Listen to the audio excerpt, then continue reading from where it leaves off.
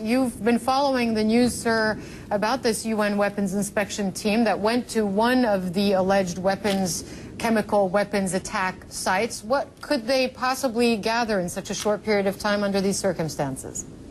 Well, they can get a lot of information. In fact, just by taking samples from both people and the environment, from talking to individuals who witnessed the attacks. Bear in mind that the important thing about the UN inspectors is that they are seen as credible by everyone. There may be better information in certain intelligence agencies, but those informations are not going to have the same credibility as the UN, particularly in terms of the international debate. Familiar with any of the members of this current team? Well, the head of the team, Aki Selstrom, is someone I've worked with many times. He worked with the UN weapons inspectors in Iraq. He's very good. He's very talented. He knows his way around. He can judge what he needs to do and how far to press certain issues.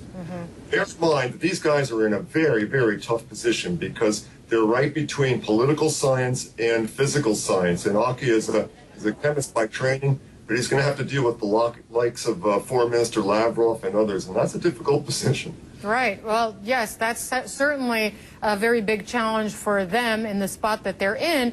But as specialists, as scientists, can they determine only what kind of gas was used, or can they say with any degree of confidence which side may have been behind the attack?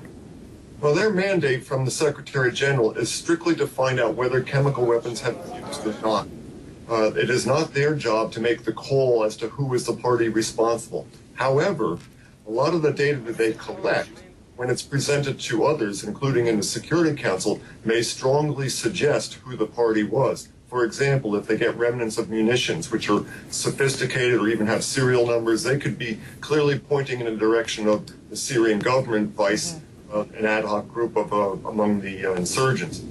They were only allowed so far to go to Madamiyah. We're talking about southwestern suburbs of Damascus, one of the reported sites, but most of the reported weapons attack sites were in the northeast. Do you think this is a calculation on the part of the regime? I'm not sure. I think, it could be a calculation on the part of the inspectors to go to some of the closer, easier ones first. Bear in mind that these guys have the added difficulty. They're entering an area where, the territory is not under real control of anyone, and there's an active conflict going on. The incident this morning where there was sniper fire, it may not be an isolated incident. They're really putting their lives on the line on this, and, collecting data in some of these areas is not just risky because of the agents involved, but because people are actively trying to kill each other. Right, and that was going to be my next question. I mean, how do you do your job, and I'm sure in your professional experience as well, when you're a weapons inspector in some parts of the world, it involves putting your own life on the line, as they did this time. There were mortar attacks close to their hotel, then they came under sniper fire. Both times they had to retreat, both times they went back again. This is where the judgment by the leadership there is critical. And, I know the weapons inspectors, they want to get their job done. But in addition to just the weapons inspectors, the Secretary General, Ban Ki-moon, has to make some judgments here about how much, he's willing to risk these guys doing their job and how far he wants to push it.